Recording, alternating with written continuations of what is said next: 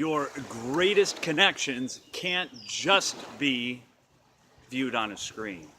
Hey everybody, Keynote motivational speaker Dave, the Shef, Sheffield, coming at you with a motivational video here from my home on the Mississippi River. It's been an incredibly challenging week. Two of my very dearest and closest friends were killed tragically in a plane crash last week, and it's been really tough. Been grieving, and also in that same sense been appreciating the little bit of time that I had in my life or in the scope of things to get to know them. And one thing that kind of prompted this video is I really appreciated Don's ability to create some connections. I mean, yeah, we can communicate via text or email or social media and so on, but he was very quick to say, come on up here, or let's grab some dinner a couple of times a week, or grab a drink or whatever, because really, if you think about it, there is no substitute for face-to-face or in-person connection. And oftentimes we hide behind the facade of our screens and pretend that we're really connected to somebody when we're not. And don't get me wrong, I mean, if that's all you can do, that's better than nothing.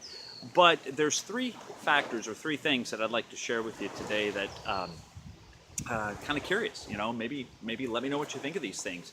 And that is, one, create the connection; two, combat the distraction; and three, ignite your passion. So creating that connection, discover who you need to connect with and or reconnect with, and reach out to them.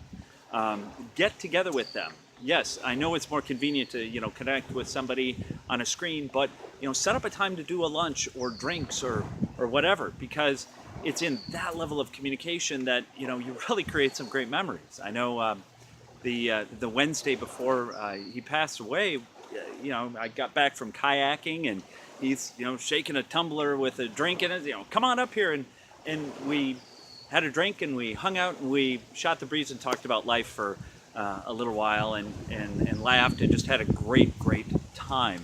And thank God. I mean, there were plenty of other things I could have done, but I'll always cherish that memory. And I'm not suggesting that had we not connected that I wouldn't have fond memories, but when you have an opportunity to connect with somebody on a personal level, do it, take it. The second thing is defeating those distractions or combating the distractions. You see, we are hammered relentlessly with other people's demands, and certainly demands of our time. We're perpetually in a state of reaction. And the challenge with that is when you are perpetually trying to please everybody else, you're really unfulfilled. So a couple of things that you may find beneficial. One is say no. No is a complete sentence. I don't know why, but a lot of times people will say no and then feel like they have to come up with a 93 sentence long reason why they can't do something or attend something or whatever. No is a complete sentence. Give yourself that gift of no. Be brave enough. And they're not going to disown you or dislike you or whatever. And if they do, quite frankly, you don't need them in your inner circle.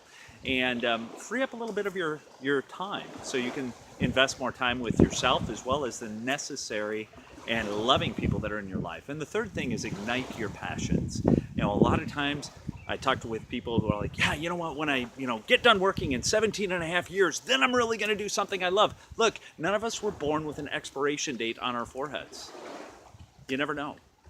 Why not start something, do something? Now, what I don't believe in is simply that, wow, once you conceive it, you can achieve it. I mean, that's the birth of it, but there's a lot that happens between birth and fully developing something.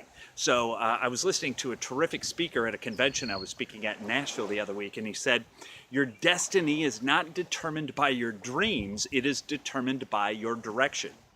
Your destiny is not determined by your dreams, it is determined by your direction.